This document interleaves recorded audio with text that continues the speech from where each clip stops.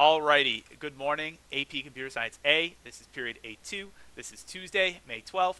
Hopefully you're having a great day. It's the week of the AP Computer Science A exam. The AP Computer Science A exam is on Friday, the 15th at 4 o'clock p.m. Eastern Time. That's our time zone in case you didn't know. But that will be at 4 o'clock. It'll be administered digitally. I want to give you today a couple free response questions again that I'd like to go through with you, including the progress assessment FRQ that was due to me by Monday night. So I'll get a chance to look at those today, and I should be able to check those out. Darius, nice of you to join us today. Alright guys, a little mate, Mr. Georgia. I was working on my video production project. That's all right. That's all right. Well, happy to have you. Happy to have you. So in any case, we are going to go through those FRQs today. I have 2 additional FRQs prepared for this class. I hope to get through all of them. If not, then maybe I'll stay on a couple extra minutes, or I'll just do them after the fact and edit them on to the end of the video if we run out of time. But regardless, I will go through those at some point with you today. A couple of reminders about the AP exam. It is on Friday. Hopefully you got my email. The one I sent out, I think I sent it out last week sometime, about stuff that you should do prior to the AP exam. Make sure that you can access your College Board account. Make sure that you have your notes on hand and prepared. Make sure that you get your admission ticket from the College Board. Make sure you watch the videos that they provided if you need any additional information about how the exam will be administered. They have a couple demo sessions that you could partake in just to make sure all your technology is functioning properly. So please make sure you take advantage of those resources. Another thing I want to make sure I emphasize for you is the fact that you do have the textbook uploaded on Classroom. You have the video lessons provided by the College Board. You have the video lessons provided by myself. You have Mr. Ferreira that you could always reach out to if you have a question, if I'm occupied or maybe you don't hear from me for whatever reason. So you all have his email address. You can go ahead and reach out to him if you need anything. But there's plenty of resources available for you. Please study hard. Please do not put off studying. Studying should have already begun like last week. But if studying hasn't begun at this point, it should most certainly definitely be started immediately. It's not an exam. An AP exam is not an exam that you can wait the last minute before taking and studying for. Make sure you study ahead of time.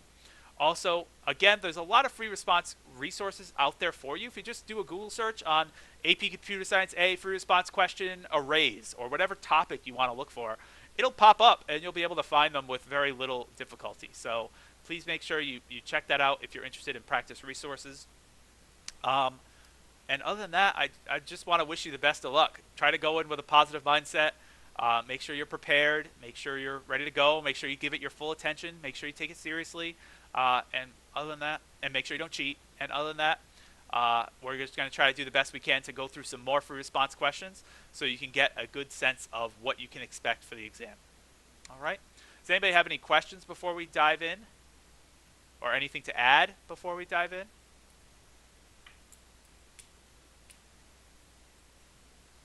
I take that as a no, Mr. Giorgio. We are all set. All right, so let's do it then. Let's do it then. Okay, so here was the free response question that I asked you to complete for Monday night. This was our 3rd progress assessment of the quarter, of quarter 4. There will be, again, probably about 6 grades, I think, for AP Computer Science. I think I'm going to give you 1 quick PA on stuff that we do after the AP exam, and then your final project will count for the remaining 2 progress assessments. I do still have to get you specific language on what the grade will look like for that. I'll probably get that to you on Friday because Friday is a vacation day, so to speak, but I'll still be working in the morning to try to get that information to you. It is not necessary for you to check in for attendance on Friday, by the way. All right, in any case, let's go ahead and check out what we need to do for this particular problem, and then I have 2 more practice problems that I'd like to go through with you. If you want to, you can certainly follow along on Classroom. I definitely recommend it for at least these 2. This one I'm sure you're familiar with because you just did it. But these 2 that we're going to go through today, please try to follow along on Classroom. They are posted there, so open it up, follow along in a different tab. It'll be helpful for you. Let's go through the music download one quickly, though. What you pretty much had to do for this one is you had this class called Download Info. Download Info has just a couple, it stores information about a song that's going to be downloaded. It stores just a couple things, the title of the song, and it has a couple methods, just get title and increment the number of times that it's downloaded.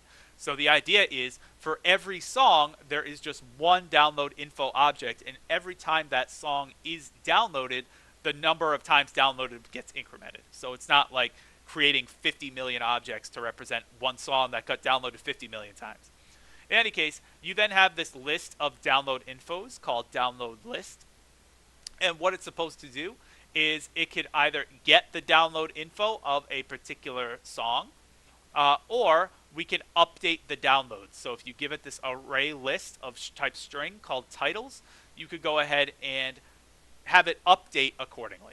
So the way that I did this was, starting at part A, write the music downloads method, get download info. It returns a reference to the download info object, meaning it just returns the whole object itself, if the on object with the title matches the parameter that exists. If no song in download list has a title that matches it, it returns null. So the way that I did that is right here. This little method here. I just said, let's go through the list of download list, and if we find that the title equals the title of that particular song in the list, download list.get index I dot get title. Remember, get title was the method up in the top. Where is it? Up here. Get title. That's the one I used here. If that's true, then we'll just return that object. Return download list.get index I. That will return a download info object. And if it goes through this whole list and that never occurs, then that means that song is not in the list, so it would return null. Okay? Any questions on that part A? Just a loop, pretty much. Loop in an if statement. Part B now says, write the music downloads method update downloads. It takes an array list of song titles. For each title in the list, the method updates download list either by incrementing the download count if a download info object with the same title exists, or by adding a new object if it doesn't exist to the end of the list. So essentially, here's a list of songs. If the song exists already, then just add one to the number of downloads. If it doesn't exist, then create it. Okay, that's pretty much what this thing has to do. And again, there's a lot of information here. I know there's a lot of information to sift through. I know a lot of times these FRQs can seem overwhelming, but you could just go ahead and I think this tells you like all of the guidelines that you need. And it's a good way to check your code to make sure does it do all of these things. So what I did here is I just went through the list. For in I is 0, I is less than titles.size. That's the list that gets handed to us, I++. And I'm going to say if get download info of titles at index titles.get I, because that's exactly the method we wrote up here. If get download info is not equal to null, meaning that if it exists, we can go ahead and increment that number of times downloaded at that particular spot, right? And otherwise, we're going to add a new download info object. All right, and that new download info object is going to have the title that is in whatever position we're at in the list. Okay, I don't think I need to do increment downloads because I believe, yes, when you create this with the constructor, it sets the number of times downloaded equal to 1 according to the text up there, so I can just leave it like that. So again, we're saying if this does not equal null, meaning that the download exists, meaning that that song exists somewhere, we're going to increment the number of times downloaded for that specific song. And if that doesn't exist, if it does equal null, that means it's not in the list at all. We're going to add a new one. Make sense? Questions about that at all, even in the slightest? Go once. Questions even in the slightest, going twice. Questions even in the slightest, gone. All right, very good. Let's go to the ones that I actually want to go through today. Again, I definitely recommend following along on Classroom as I am going through it now. I see that 2 of you are. So this says a positive integer is, let's do the first question. It says a positive integer is called a self-divisor if every decimal digit of the number is a divisor of that number. That is, the number is evenly divisible by each and every one of its digits. For example, the number 128 is a self-divisor because it's evenly divisible by 1, 2, and 8, which are all the digits. However, 26 is not a self-divisor because it's not evenly divided by the digit 6. It is divisible by 2, but not 6. 0 is not a divisor of any number, so any number containing a 0 is automatically not a self-divisor. And there are infinitely many self-divisors. Consider the following self-divisor class. So it tells you the definition. We have a class here that says, is it a self-divisor? That's the first method we're going to be saying. Notice that the precondition is that the number being tested is greater than 0, so we do not have to pay attention to any possible values that are less than 0. It returns true if it is a self-divisor, and false otherwise. So let's start with that one. Okay? How would we actually check to see if something's a self-divisor? Well, what we have to do is we have to go through every digit of the actual number and check, does it divide evenly? Okay? How do we check if it divides evenly? That's our good old friend mod. Because I say if something mod that number is equal to 0, that means it divided with no remainder. So if it divided with no remainder, then it's divisible by that, right?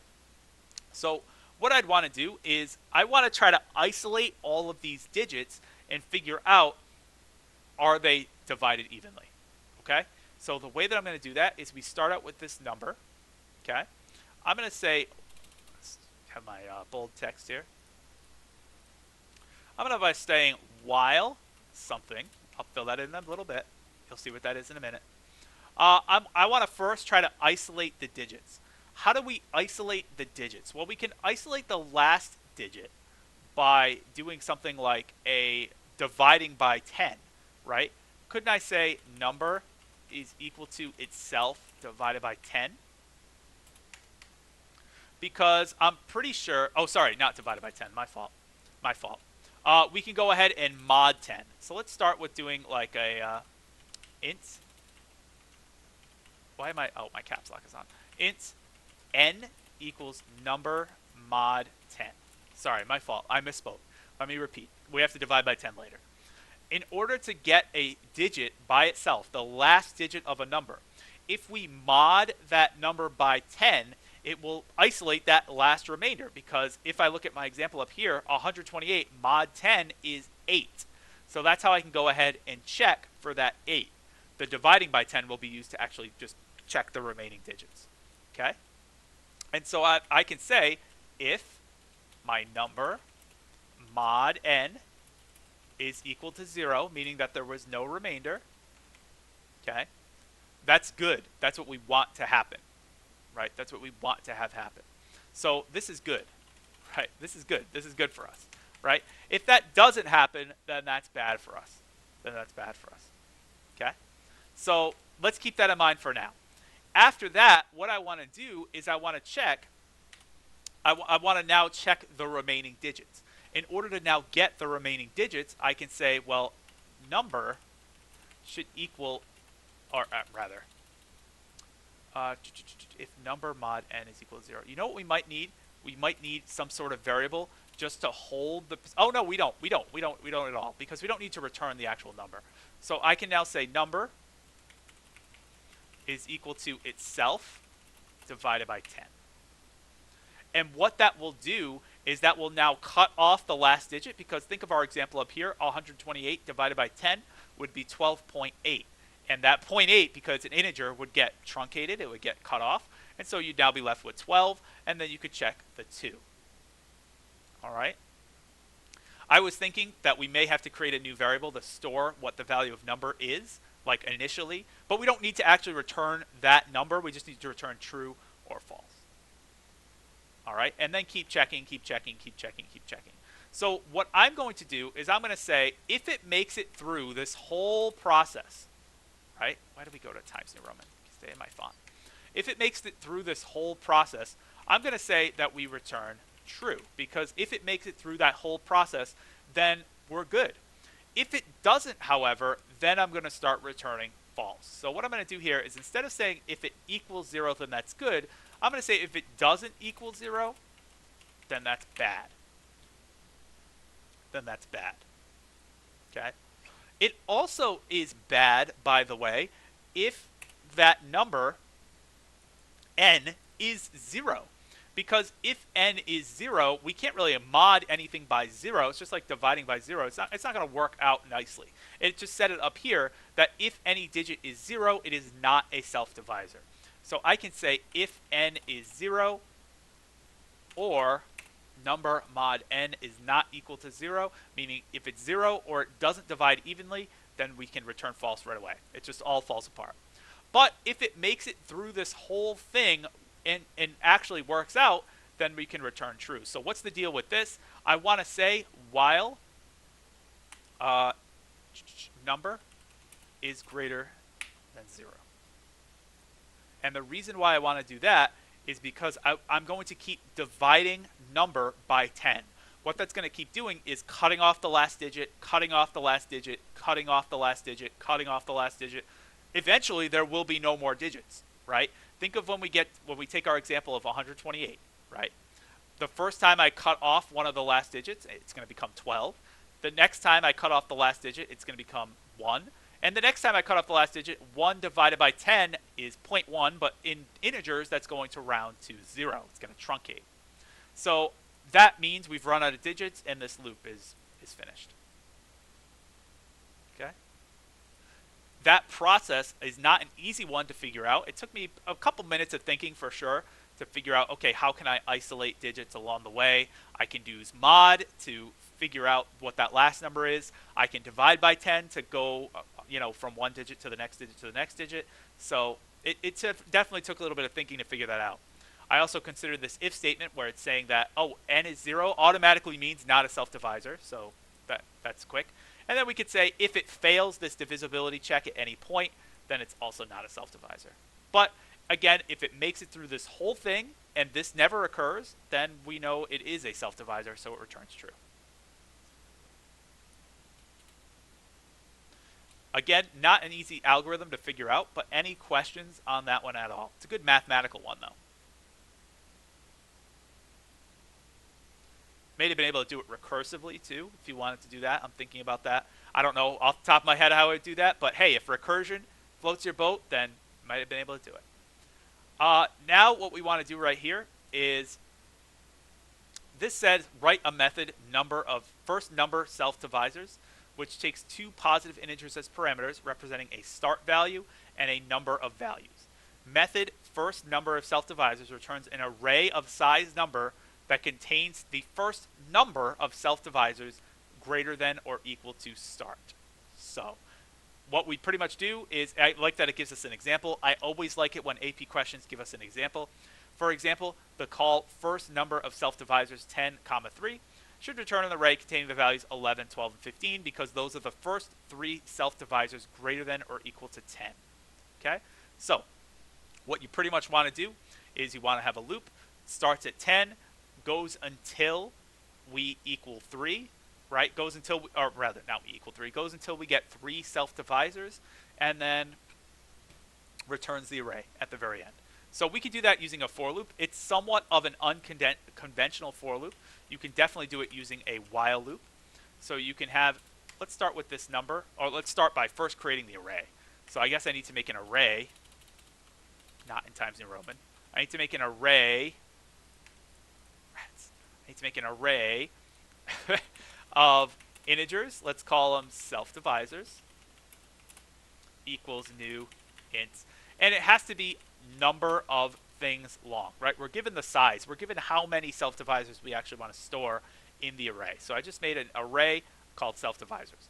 I can say for int n equals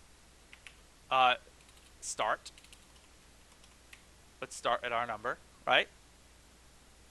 Let's say, or how about this? Maybe even out of a for loop, maybe this will even make more sense. Why don't we say int n equals 0, right? We'll use this value of n to denote how many self-divisors we found.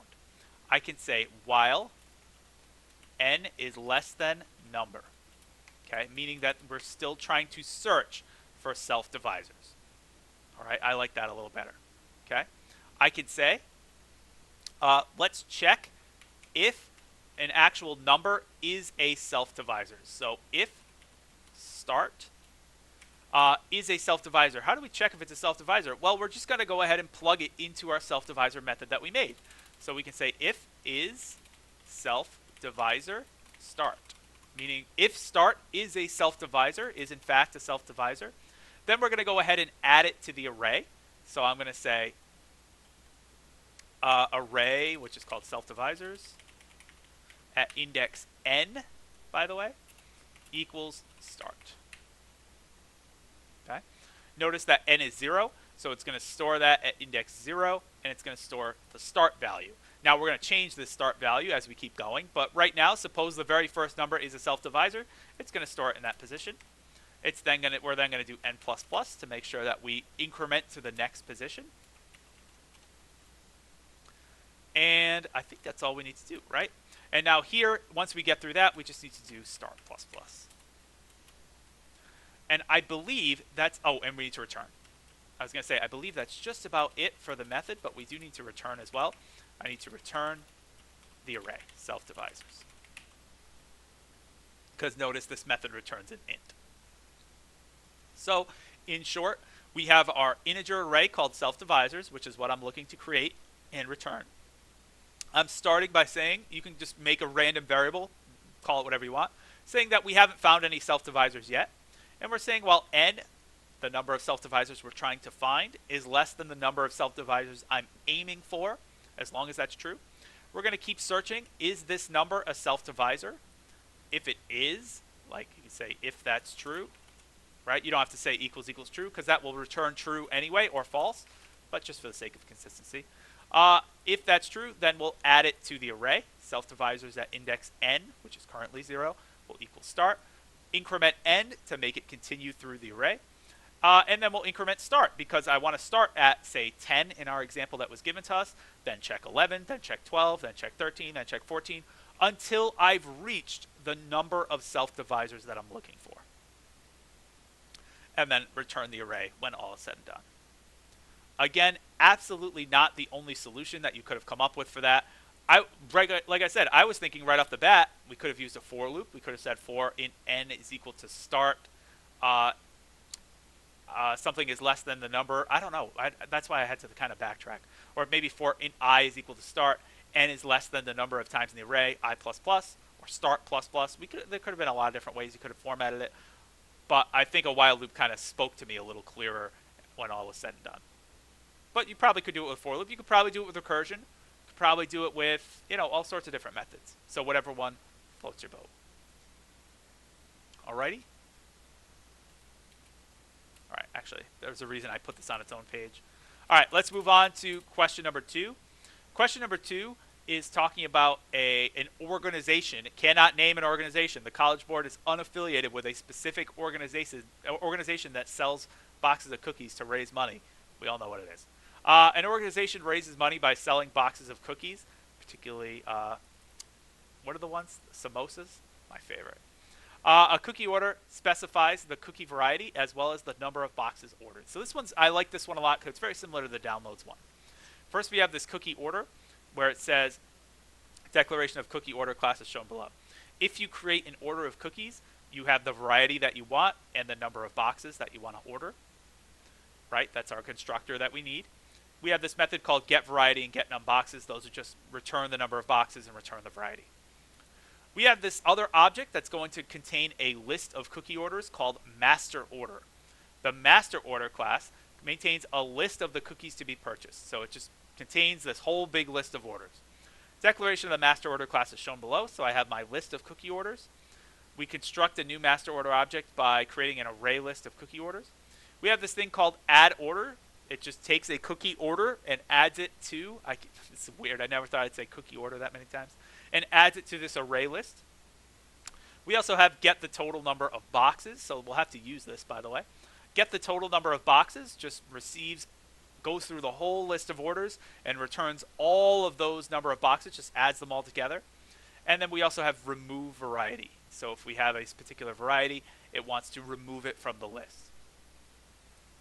So let's start with get the total number of boxes. The very first method we have to write, it computes and returns the sum of all of the boxes of all cookie orders in the list. This is cool because we've done programs a lot where we had to find the sum of all the values in an array. We're pretty much just going to start with a sum of 0, And we're going to say, let's go through all the lists. Let's get all those number of boxes and just add them all together. The way I'm going to do that is I'm going to say int sum is equal to 0. Start out with 0. We're now going to go through that array list and add up all those cookie orders. So we're going to say the list is called what? Orders. So I'm going to say for int I is 0. I is less than orders dot size. Remember, I'm using dot size because it's an array list. I plus plus. We're going to now grab all of the orders from there. So it looks like I'm going to have to say orders dot get at index I. That's how we specify the specific position. What's the method that's used to get the number of boxes? It says it right up here, get num boxes. So I'm going to say dot get num boxes. And that will tell me how many boxes there are. I want to take that and add it to the sum so I can keep this running total. So I can say sum equals itself plus that. And then in the very end, just return sum. I think that's all we'd have to do, right? Of course, you can write the shorthand if you prefer to say instead of sum equals sum plus, you could say sum plus equals orders.get at index I dot get number of boxes. Either way, whatever you want to do. But you see how it just takes that one little loop to go through the whole list and return the number of boxes that we need. That's all it takes. Okay.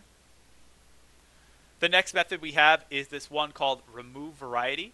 The remove variety method updates the master order by removing all of the cookie orders in which the cookie variety matches the parameter cookie var.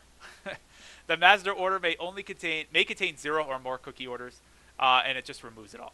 So in short, if you have this list of cookie orders, chocolate chip 1, shortbread 5, macaroon 2, chocolate chip 3, and you say goodies.remove variety chocolate chip, it should get rid of all the chocolate chips.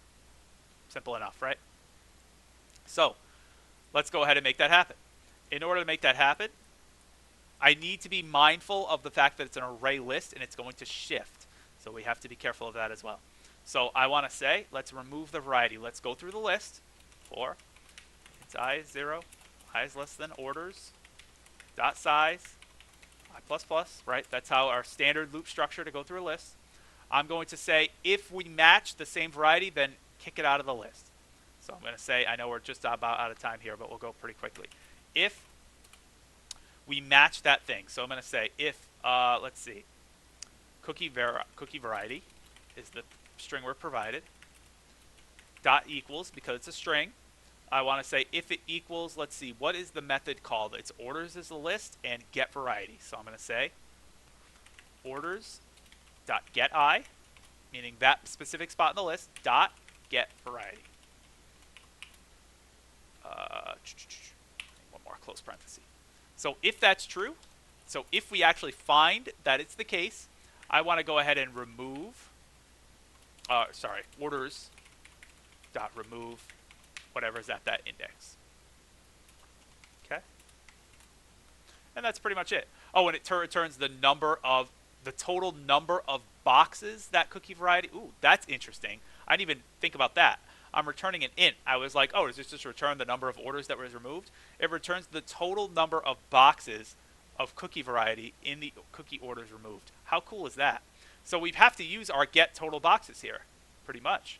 Or maybe not. Do we have to? It doesn't say we have to. It doesn't say we have to. No, I think get total boxes gives you all of the. Yeah, it just gives us all of them, right? So we could just go ahead and grab how many boxes that is. So I can start with something like, just create a little variable, int num boxes. Start at 0. Once we identify an order, we can say number of boxes is equal to itself plus orders dot remove, or plus, sorry, orders dot get I dot, what is it, dot get num boxes. Isn't there a method to get the? Yeah, get num. It's get num boxes, right? That's the method, right? So I'm going to say we can get the number of boxes of that particular order and just keep this running total going the whole way. I think that works, right? We have to remove it from the list, and I think that's just about it. And then we just return num boxes. Now, something that is a little, so that's pretty much the general structure. Something that's a little sneaky about this problem is the fact that I know the AP exam, the reason this question was designed was for this particular topic. Because when you have an array list, correct, you would remove what's at that position. Everything would slide over to fill the gap, right? So what would happen in an array list if you just left it like this? Say you wanted to remove all the varieties of chocolate chip. Say this was chocolate chip in this first position and this was chocolate chip in the second position, right? If you found chocolate chip in the first position, you would remove it, right? So this would be gone. And this would slide over and fill the gap. But then this loop would just continue to the next index, right? It would never recheck this index to make sure that that was in fact removed. So this would definitely get you the majority of the credit on the AP exam. Don't make no mistake. This would, out of 5, this would definitely get you a 4. But the trick that I know that this problem wants us to make use of is to say we need to recheck that index by doing I minus minus.